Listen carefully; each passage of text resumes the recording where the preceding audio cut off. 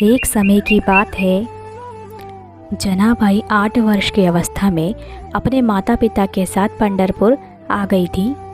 जनाबाई बहुत ही गरीब परिवार से थी और कुछ ही दिनों के अंतराल में जनाबाई के माता पिता का देहांत हो गया था। जनाबाई प्रभु प्रेमी थी। उनके हृदय में एक ही बात आई कि प्रभु की प्राप्ति का एक ही उपाय है कि कोई भक्त प्रसन्न हो जाए, वो भक्त मुझ पर कृपा कर दे तो मुझे भगवान मिल जाए। इसलिए जनाबाई ने श्री नामदेव जी महाराज के यहाँ सेविकाई स्वीकार कर ली।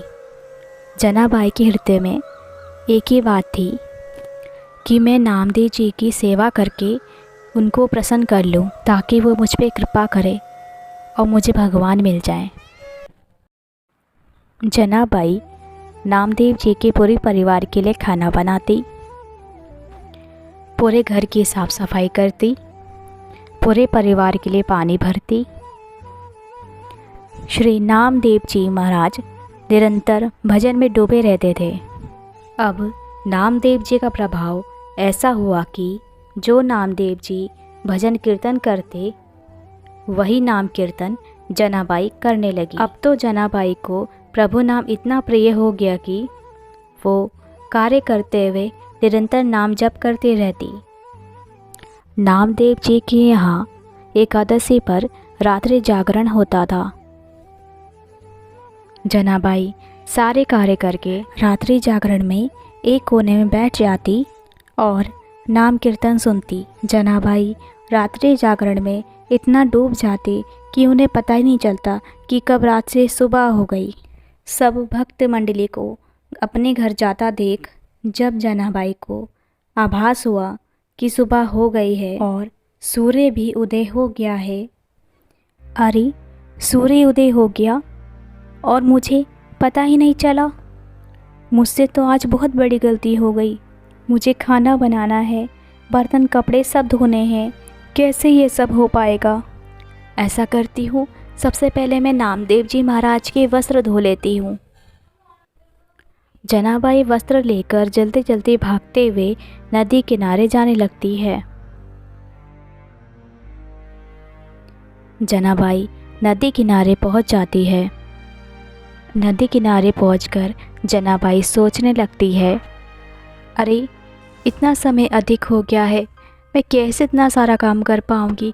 मुझे पानी भी भरना है, खाना भी बनाना है, बर्तन भी धोने हैं।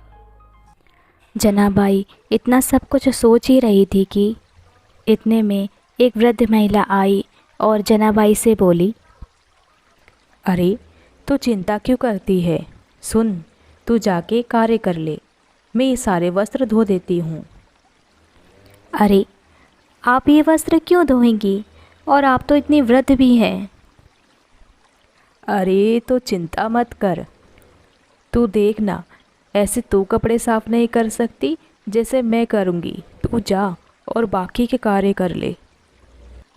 जनाबाई उस कपड़े की पोटली को वृद्ध महिला को दे देती है और वहाँ से चली जाती है। जनाबाई जब लौट के आती है, अरे तू आ गई, देख मैंने तेरे सारे वस्त्र धो के सुखा दिए हैं, अब तो इन वस्त्रों को ले जा। मैं तो आपको जानती भी नहीं, फिर भी आपने मेरी इतनी सहायता की कि सारे वस्त्र धो दिए। मुझे तो लगता है मेरे विठ्ठल ने ही आपको मेरी सहायता के लिए भेजा है। आपका बहुत बहुत धन्यवाद। अरे इसमें धन्यवाद की कोई बात नहीं, तो तुम्हारी अपनी ही हूँ और अपनों से कोई धन्यवाद कहते हैं। इतना कहकर वो वृद्ध महिला वहाँ से गायब हो जाती है। अरे ये वृद्ध महिला कहाँ गई? आखिर कौन थी ये वृद्ध महिला और इस तरह कहाँ गायब हो गई? जनाबाई ने ये सारी घटना जाकर नामदेव जी महाराज को बताई।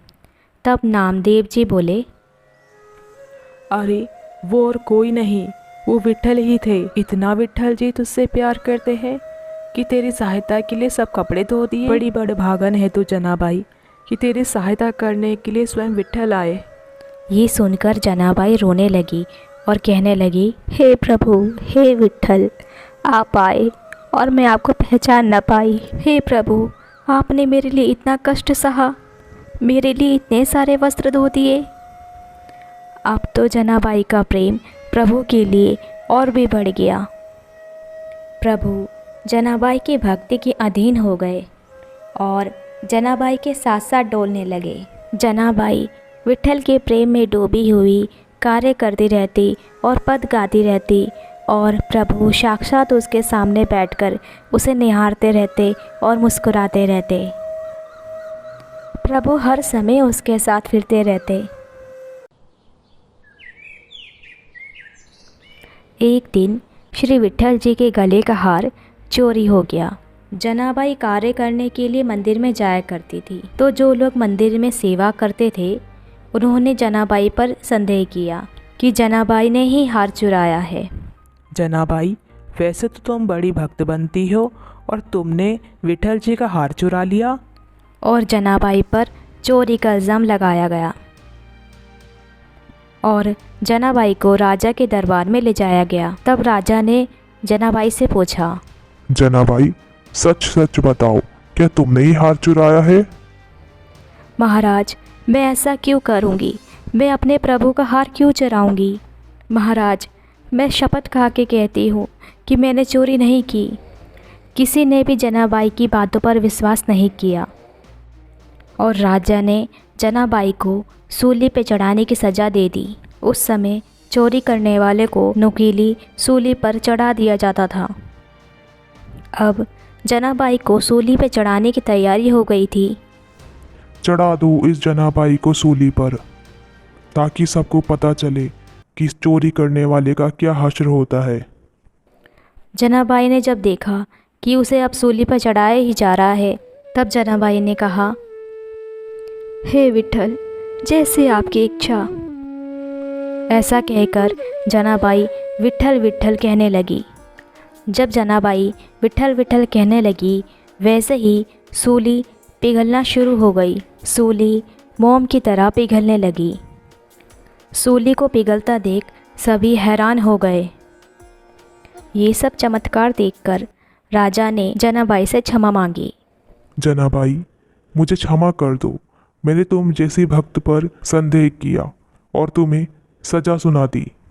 जनाबाई, मैं आपको इस सज़ा से मुक्त करता हूँ। और जनाबाई को सज़ा से मुक्त कर दिया गया। ऐसे ही और कथाओं को देखने के लिए मेरे चैनल श्री कृष्ण लीला को सब्सक्राइब कीजिए।